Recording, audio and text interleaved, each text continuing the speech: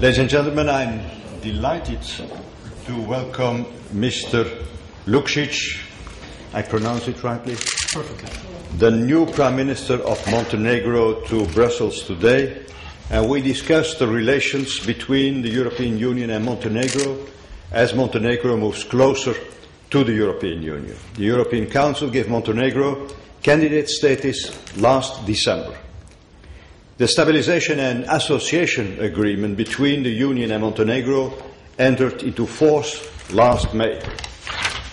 For more than a year, citizens of Montenegro have been able to travel to the Schengen area without a visa requirement. Your country, Mr. Prime Minister, achieved considerable results. And I appreciate the Prime Minister's determination and commitment to continue with reforms. And these reforms are necessary to make the conditions for opening accession negotiations. In particular, I refer to the fight against corruption and organised crime, the rule of law, the freedom of the media, the situation of displaced persons, and the electoral law. There are significant challenges ahead, and there are no shortcuts. I welcome the action plan of the government of Montenegro and the broad consultations with civil society. We also discussed regional issues, and I would like to underline that the regional stability and European integration of the Western Balkans remain important for the European Union. This was my message last October when I visited Montenegro and other countries in the region. We agreed on the importance of regional cooperation. European integration cannot substitute regional cooperation and good neighbourly relations. I encourage the Prime Minister to continue the constructive role of Montenegro in this respect.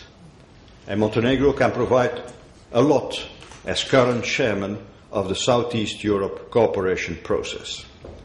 Finally, Prime Minister Lukšić and I briefly discussed some of the pressing international issues. The EU is following developments in Libya with grave concern, and in this light, I have already announced I have decided to convene an extraordinary meeting of the European Council in Brussels, the 11th of March.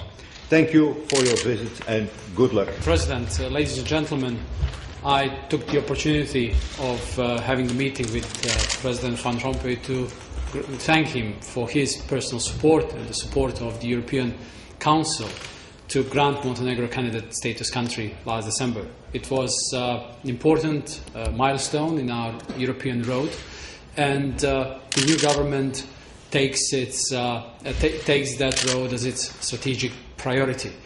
I'm here today in the official foreign policy activity, official trip to Brussels, the EU, as a sign of our continuous commitment to the strategic priority of Montenegro, which is accomplishing our European agenda. I presented President of the European Council with the action plan that Montenegrin government passed 2 weeks ago, and elaborated in more details on all the specific items on this action plan, with reassurances that Montenegrin government will commit all of its efforts in order to meet all the items of that agenda, and I've tried to reassure President Van Rompuy that the government of Montenegro will do all it can to deserve the timeline for negotiations next year. Of course, it will be up to member states to decide upon that, and I also took the opportunity to emphasize that Montenegrin government doesn't have any sort of burning ambition about the dates.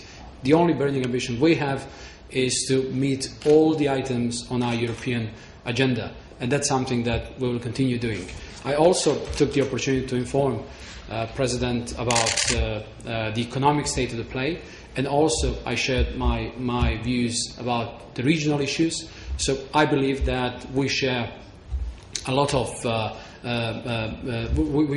views about the need of the region to continue on with its European agenda. very much again thank President Van Rompuy for all the support, and I believe we'll be able very soon to meet again and report on the success of Montenegro on our EU goal. Thank you very much.